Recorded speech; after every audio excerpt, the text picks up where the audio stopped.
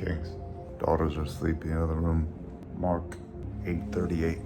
For whoever is ashamed of me and my words in this adulterous and sinful generation, the Son of Man, the Son of Man will also be ashamed of him when he comes in his glory, in the glory of his Father with the holy angels. We need to speak the word boldly, not the word like word for word verses, but the message of the gospel of Jesus Christ. We need to speak that word boldly to everyone in the marketplace and our social media.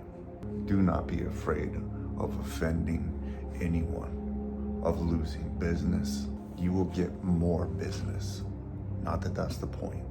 You will get more business for daring to share Christ, to share your faith right up front. People respect it, even non-believers.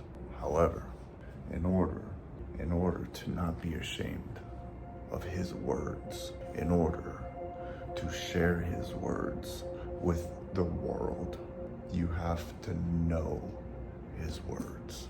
You have to know the word, all of it.